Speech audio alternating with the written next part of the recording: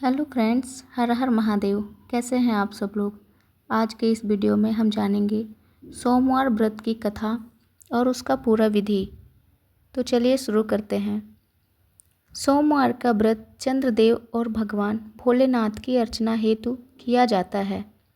इस व्रत को श्रद्धापूर्वक करने से मानसिक क्लेशों से छुटकारा मिलता है एवं सभी मनोकामनाएं पूर्ण होती हैं। यदि श्रवण के महीने में सोमवार का व्रत धारण किया जाए तो यह अधिक फलदायक सिद्ध होता है। वैसे यह व्रत चैत्र, श्रावण और कार्तिक मास में किया जाता है। इस व्रत में सोमवार के दिन उपवास रखकर भगवान शंकर, माँ पार्वती की पूजा अर्चना करनी चाहिए तथा दिन में एक बार भोजन करना चाहिए। सोमवार का व्रत रखने से स्त्रियों को पति पुत्र का सुख मिलता है। जानते हैं सोमवार व्रत पूजा की विधि। भगवान शंकर की पूजा का श्रेष्ठ समय प्रातः काल माना जाता है। अतः सोमवार के दिन प्रातः काल ब्रह्म मुहूर्त में उठकर नित्य कर्म से निवृत्त हो स्नान कर पूजन हेतु ध्यान कर भस्म धारण कर कुशा पर बैठें। पूर्व अथवा उत्तर दिशा की ओर मुख रखें। चौकी पर नया सफ़ेद कपड़ा बिछाएं। उस पर तांबे पर खुदा सोमवार यंत्र और भगवान की शिव की प्रतिमा तथा शिवलिंग की स्थापना करें। बिल्वपत्र, पुष्प, अक्षत, जल एवं दक्षिणा इत्यादि सामग्रियाँ अपने निकट रखें। शिव पूजन विधान के पश्चात व्रत कथा पढ़नी चाहिए। व्रत कथा पूर्ण के उपरांत भगवान शिव को भोग लगाकर तुलसी के पौधे को अर्घ्य दें एवं दिन में एक समय ही भोजन करें। सोमवार व्रत की कथा। एक साहूकार बहुत अमीर था। उसके पास धन की कोई कमी नहीं थी। साहूकार के पास सभी सुख और ऐश्वर्य के साधन थे, किंतु उसको एक ही दुख था कि उसके कोई औलाद नहीं थी।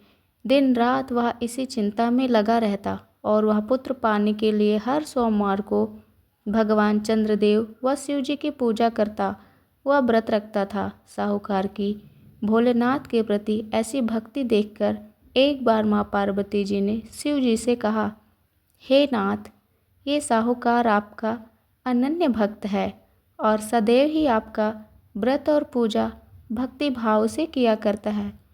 आप कृपा करके इसकी मनोकामना को पूरी कर दें। पार्वती जी के ऐसे वचन सुनकर भोलेनाथ ने माँ गौरी से कहा, हे पार्वती, यह संसार एक कर्म क्षेत्र है। यहाँ जो भी जैसा कार्य करता है उसे वैसा ही फल मिलता है, अर्थात जैसा कार्य मनुष्य करता है वैसा ही परिणाम भोगता है। किंतु माता पार्वती आग्रहपूर्वक बोली, हे महादेव, यह आपका अनन्य भक्त है।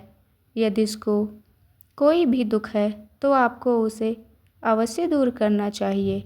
यदि आप अपने भक्तों की मनोकामनाएं पूरी नहीं करेंगे तो क्यों कोई मनुष्य आपकी भक्ति सेवा व पूजा करेंगे। पार्वती जी के इस आग्रह को सुनकर शिव जी ने कहा, हे शिवे, इस साहूकार के कोई पुत्र नहीं है। इसी कारण यह दिन रात चिंतित व दुखी रहता है। इसके भाग्य में संतान न होने पर भी मैं इसे पुत्र प्राप्ति के लिए वरदान देता हूँ, किंतु इसका पुत्र केवल 12 वर्ष तक ही जीवित रह सकता है। इसके बाद वह मर जाएगा। इससे अधिक मैं इस साहूकार के लिए कुछ नहीं कर सकता। यह सब बातें साहूकार सुन रहा था। उसे यह सारी बातें सुनकर ना कोई खुशी हुई और ना ही कोई दुख। वह पूर्ववत शिव जी की पूजा व व्रत करता रहा। कुछ समय पश्चात साहूकार की पत्नी गर्भवती हो गई और 10वें महीने में उसने एक बहुत ही सुंदर पुत्र को जन्म दिया। साहूकार के घर में बहुत खुशियां मनाई गई, किंतु साहूकार अपने पुत्र की 12 वर्ष की उम्र जानकर कोई खुशी प्रकट नहीं की और इस संबंध में किसी को कोई भेद भी नहीं बताया। वह बालक धीरे धीरे बड़ा होने लगा।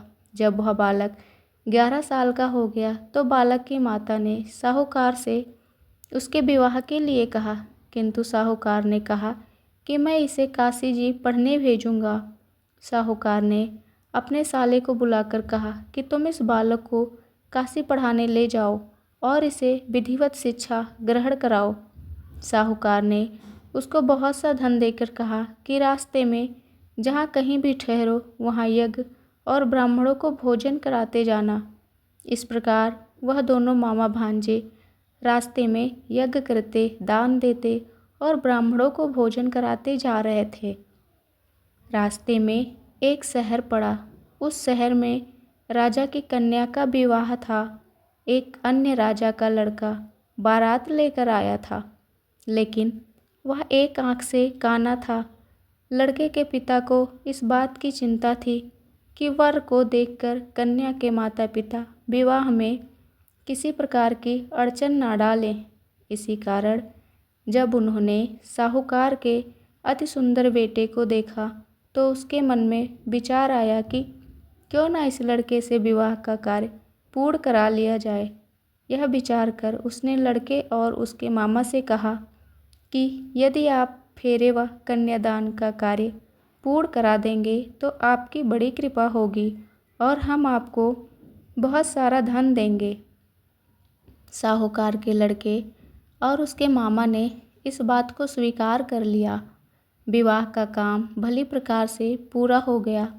जब वह लड़का जाने लगा तो उसने चुपके से राजकुमारी की चुनरी पर लिख दिया कि तेरा विवाह मेरे साथ हुआ है, लेकिन जिसके साथ तुम्हें भेजा जाएगा वह एक आंख से काना है। मैं काशी को जा रहा हूँ।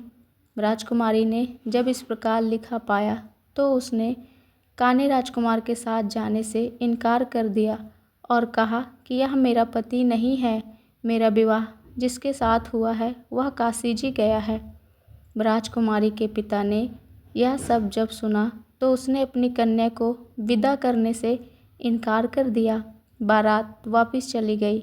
उधर साहूकार का लड़का और उसका मामा काशी जी जा पहुँचे, जहाँ लड़के ने पढ़ना शुरू किया तथा अपना अतिरिक्त समय मामा भांजा यज्ञ दान आदि में व्यतीत करने लगे। इस प्रकार कई महीने बीत गए। जब लड़का 12 साल का हुआ तो उस दिन लड़के के मामा ने यज्ञ का आयोजन कर रखा था। अचानक ही लड़के की तबीयत खराब हो गई। लड़के के मामा ने कहा कि अंदर आकर सो जाओ। लड़का अंदर जाकर सो गया। थोड़ी देर पश्चात लड़का मर गया। जब लड़के के मामा ने इसका देखा कि वह मर गया तो वह बहुत दुखी हुआ। उसने सोचा कि मैं पहले यज्ञ पूरा कर लूं, तब कुछ सोचूंगा। लड़के के मामा ने यज्ञ पूरा किया और फिर रोना प्रारंभ कर दिया। वह बहुत ज़ोर ज़ोर से रो रहा था। संयोगवश शिवजी और पार्वती उधर से जा रहे थे। पार्वती जी ने भगवान भोलेनाथ से कहा, हे नाथ, कोई दुखी व्यक्ति रो रहा है, उसके कष्टों को दूर कर दो। जब शिवजी और पार्वती जी वहाँ पहुँचे तो उन्होंने देखा कि वहाँ पर एक लड़का मरा हुआ पड़ा है। तब पार्वती ने देखते ही लड़के को पहचान लिया। पार्वती जी ने लड़के के मरने का कारण पूछा तो भोलेनाथ ने बताया, हे गौरी, इस लड़के की आयु इतनी ही थी, ये अपनी आयु पूरी कर चुका है। पार्वती जी ने विनम्रता पूर्वक कहा, महाराज, कृपा करके आप इस लड़के को जीवित कर दीजिए, नहीं तो इसके माता पिता इसके वियोग में तड़प तड़प कर अपनी जान दे देंगे। माता पार्वती की बात सुनकर शिव जी ने लड़के को पुनः जीवित कर दिया। शिव जी की कृपा से लड़का जीवित हो गया। शिव शंकर व पार्वती जी शिव धाम चले गए। शिक्षा पूरी होने पर लड़का और उसका मामा पहले की तरह यज्ञ करते, ब्राह्मणों को भोजन तथा दक्षिणा देते हुए अपने घर की ओर चल दिए। रास्ते में दोनों उसी शहर में आए जहाँ पर उस लड़के की शादी हुई थी। वहाँ पहुंचकर दोनों ने यज्ञ करना शुरू कर दिया। जब वे दोनों यज्ञ कर रहे थे तो उस लड़के के ससुर यानी वहाँ के राजा ने, जो उधर से घोड़े पर बैठकर अपने सेवकों के साथ जा रहा था, उसने लड़के को पहचान लिया। राजा ने महल में ले जाकर दोनों की खूब सेवा की। कुछ समय राजा के महल में रहने के बाद लड़के ने राजा से जाने की आज्ञा ली। राजा ने अपनी लड़की को लड़के के साथ विदा किया और साथ में बहुत सा धन एवं दास दासियों को भी भेजा। जब वे अपने शहर में आए तो लड़के के मामा ने कहा, पहले मैं तुम्हारे माता पिता को तुम्हारे आने की खबर सुनाता हूँ, तब तक तुम पत्नी सहित यहाँ आराम करो। ऐसा कहकर लड़के का मामा साहूकार को अपने पुत्र के आने की खबर देने चला गया। घर आकर उसने देखा कि उसके बहन और बहनोई छत पर बैठे हुए हैं और उन्होंने यह प्रण कर रखा है कि यदि उनका बेटा जीवित लौट आया तो वह छत से नीचे उतर आएंगे, नहीं तो छत से कूदकर अपने प्राण त्याग देंगे। लड़के के मामा ने जब यह समाचार उन्हें सुनाया कि उनका लड़का जीवित लौट आया है तो उन्हें विश्वास नहीं हुआ।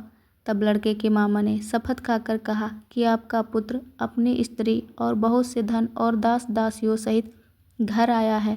तब साहूकार और उसकी पत्नी छत से नीचे उतर आए तथा प्रसन्नता के साथ अपने बेटे और बहू का स्वागत किया। सभी प्रसन्नता के साथ रहने लगे। इस प्रकार भक्ति भाव से जो भी प्राणी सोमवार के व्रत का पालन करता है तथा प्रेम पूर्वक इस कथा को सुनता या पढ़ता है तो उसके सभी कष्ट दूर होते हैं, सारी मनोकामनाएं पूर्ण होती हैं और इस लोक में सभी सुख सुविधाओं को भोगकर अंत में उसे शिवलोक की प्राप्ति होती है। इस प्रकार सोमवार के व्रत को 16 सोमवार तक करें, फिर उद्यापन करें। इस के प्रभाव से मानव को सभी प्रकार के सुखों की प्राप्ति होती है। सोमवार व्रत का महत्व। इस व्रत के बारे में कहा गया है कि ग्रहण आदि में जप, ध्यान, हवन, उपासना, दान आदि सत्कार्य करने से जो फल मिलता है वही फल सोमवार के व्रत से मिलता है। श्रावण में केदारनाथ का ब्रह्म कमल से पूजन, दर्शन, अर्चन तथा केदार क्षेत्र में निवास का विशेष महत्व है। इससे भगवान शंकर की प्रसन्नता और शिव जी की कृपा प्राप्ति होती है। यही लाभ सोमवार के व्रत से भी मिलता है। हर हर महादेव। आप सभी को यह कथा कैसा लगा कमेंट करके बताएं और कमेंट बॉक्स में हर हर महादेव ज़रूर लिखें।